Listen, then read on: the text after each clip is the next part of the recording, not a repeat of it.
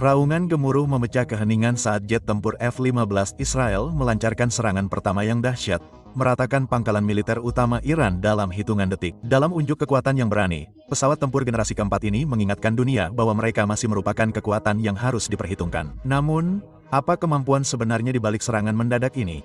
Dan bagaimana Iran menanggapi serangan udara yang meningkat ini?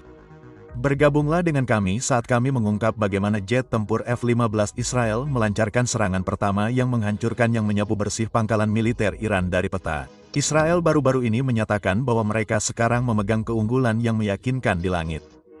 Hanya beberapa hari setelah operasi besar yang menargetkan infrastruktur nuklir dan kemampuan militer Iran.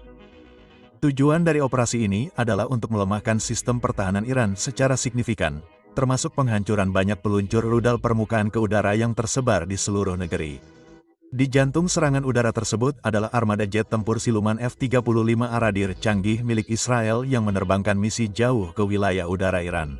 Pesawat generasi kelima ini didukung oleh jet generasi keempat yang lebih tua seperti F-16 dan F-15. Meskipun jet-jet yang lebih tua tidak memiliki fitur siluman seperti F-35I, jet-jet tersebut masih digunakan secara efektif, khususnya untuk menjatuhkan bom luncur berbiaya rendah pada sejumlah target militer Iran.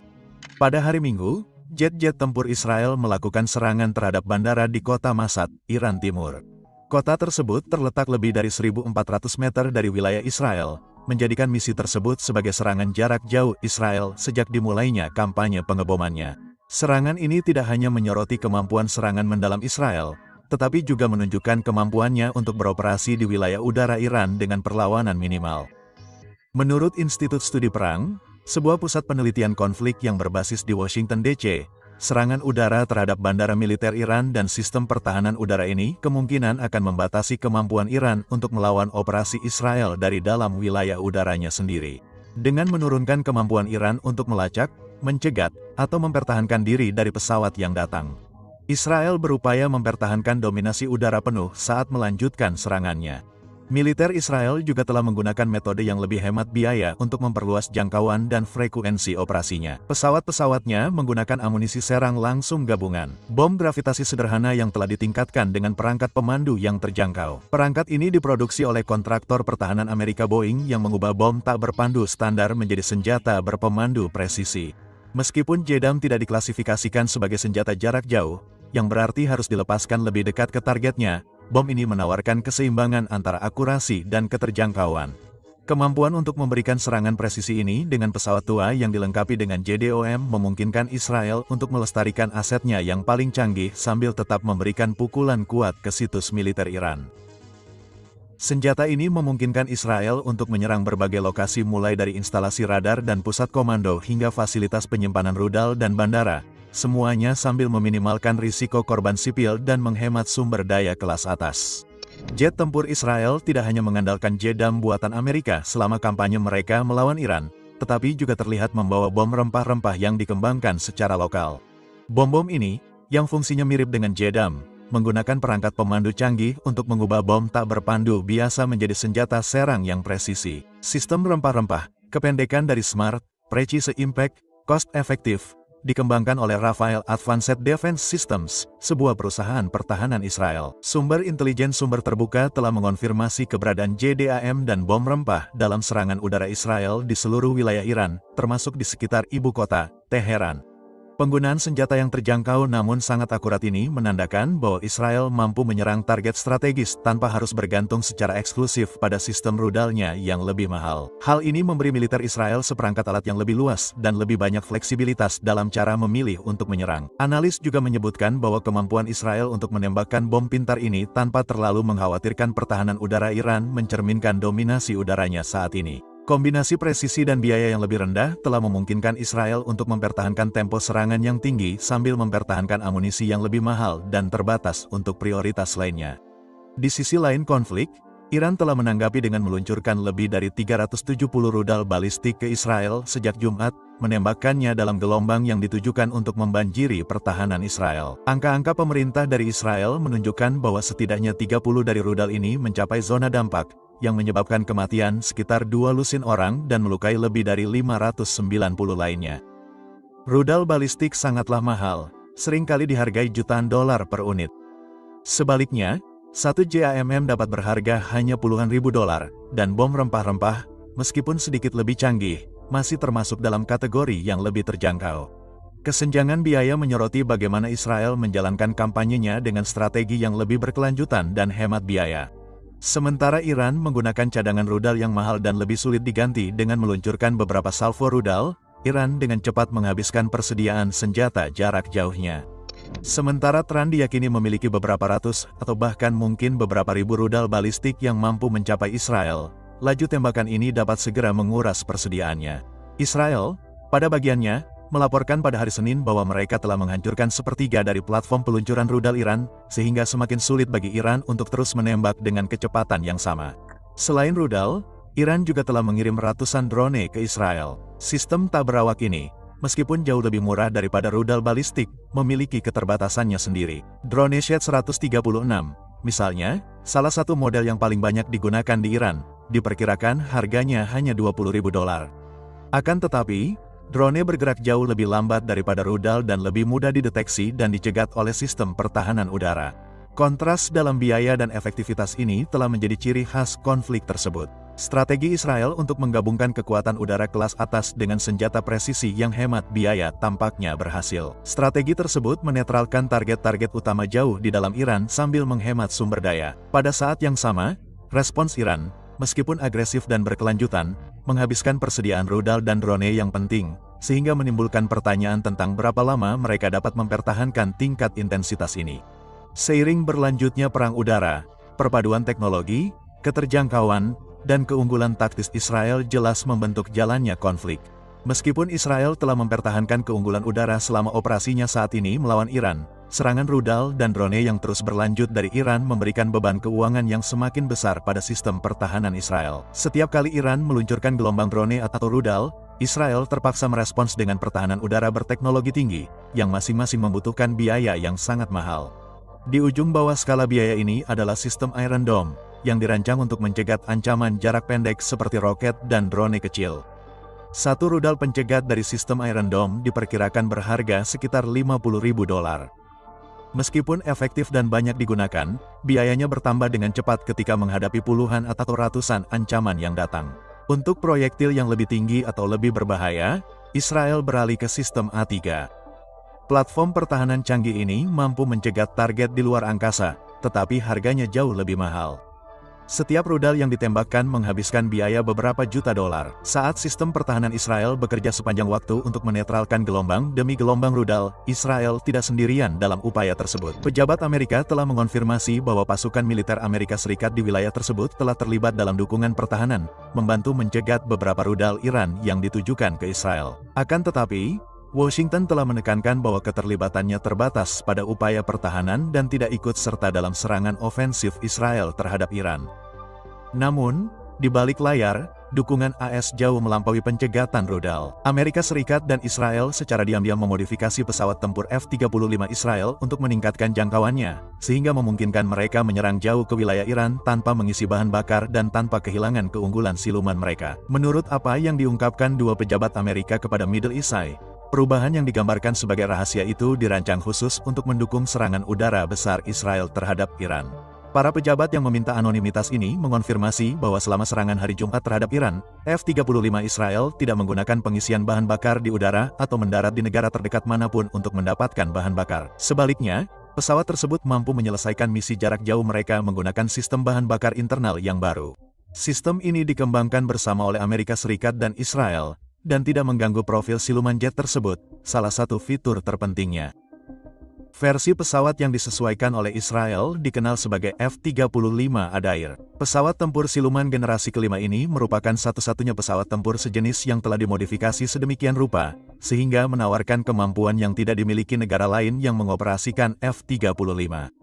Perubahan ini secara signifikan meningkatkan nilai F-35 sebagai senjata strategis jarak jauh. Para pejabat juga mencatat bahwa skala dan kejutan serangan Israel terhadap Iran tidak akan mungkin terjadi tanpa peningkatan ini. Salah satu pejabat menggambarkan pengembangan tersebut sebagai sebuah permainan dan mengonfirmasi bahwa dukungan Amerika sangat penting dalam mewujudkannya. Sementara rincian teknis dari peningkatan tersebut masih dirahasiakan, Para analis pertahanan meyakini bahwa sistem tersebut melibatkan penggunaan tangki bahan bakar internal tambahan yang kemungkinan dipasang sedemikian rupa, sehingga tidak memengaruhi penampang radar pesawat. Hal ini akan menjaga bentuk siluman jet tersebut sekaligus memperluas jangkauan misinya. Peningkatan tersebut tidak hanya penting bagi strategi pertahanan Israel. Hal ini kemungkinan juga akan diperhatikan oleh kekuatan lain. Pengamat militer di seluruh Timur Tengah diharapkan untuk mempelajari kinerja F-35 selama operasi tersebut dengan saksama. Di luar kawasan tersebut, rival seperti Rusia dan China juga akan memperhatikan bagaimana F-35 digunakan dalam pertempuran nyata dan apa artinya bagi konflik di masa mendatang. Kerjasama ini juga menggarisbawahi kedalaman hubungan militer antara Amerika Serikat dan Israel.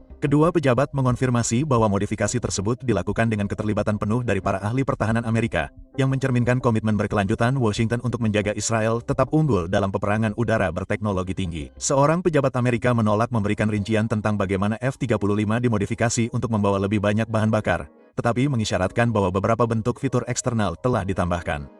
Pejabat kedua lebih langsung menyatakan bahwa Israel memasang tangki penerjunan eksternal ke jet F-35 untuk memperluas jangkauan mereka untuk misi Iran.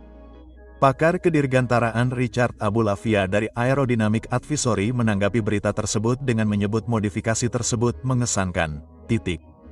Menurutnya, menggunakan tangki penerjunan kemungkinan merupakan satu-satunya pilihan realistis Israel jika ingin menghindari pengisian bahan bakar di udara dan di darat. Tantangan sebenarnya, jelas Abulafia, adalah mengembangkan antarmuka antara F-35 dan tangki bahan bakar eksternal dengan cara yang tidak mengorbankan kemampuan silumannya. Ia mencatat bahwa sekadar memasang tangki saja tidak cukup. Seluruh sistem pengiriman dan pemasangan bahan bakar harus direkayasa ulang dengan hati-hati agar sesuai dengan desain aerodinamis dan radar pesawat yang tidak terlihat. Abulafia menggambarkan peningkatan tersebut sebagai prestasi rekayasa yang rumit, dengan mengatakan, Israel, dengan dukungan Amerika, saya kira, secara praktis melakukan pembedahan pada jet yang ada agar dapat berfungsi.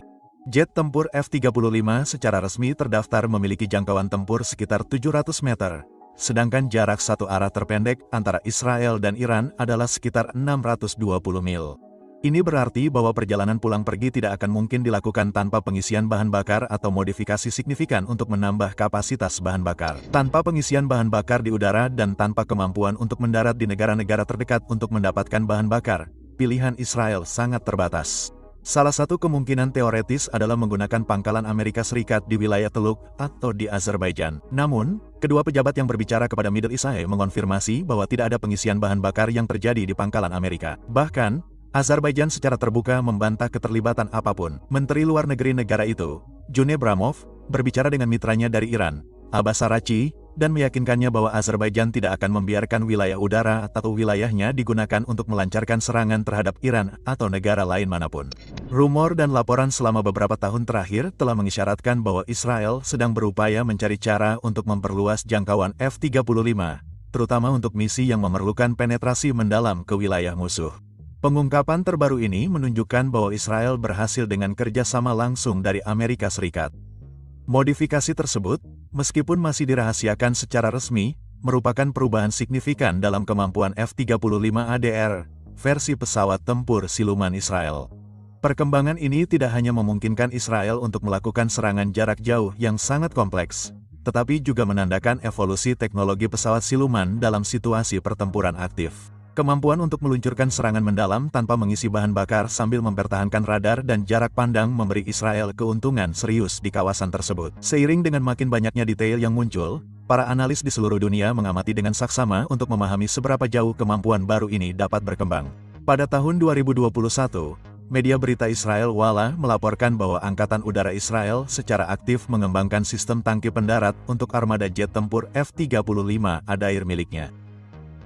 Menurut laporan tersebut, modifikasi tersebut diharapkan akan selesai dalam waktu 2 tahun, sebuah jadwal yang kini tampaknya selaras dengan operasi udara Israel baru-baru ini. Sekilas, memasang tangki bahan bakar tambahan ke jet mungkin tampak seperti tugas yang sederhana. Akan tetapi, para pejabat AS dan pakar kedirgantaraan menekankan bahwa dalam hal pesawat siluman seperti F-35, prosesnya jauh lebih rumit dan rumit. F-35 dibuat dengan bahan penyerap radar dan rekayasa yang sangat khusus yang meminimalkan deteksi oleh sistem radar musuh dan sensor inframerah. Setiap bagian eksterior, sistem internal, dan bentuk keseluruhannya dirancang untuk mengurangi tanda radarnya. Ini berarti bahwa setiap perubahan fisik, terutama penambahan tangki eksternal, berpotensi membahayakan kemampuan siluman jet tersebut.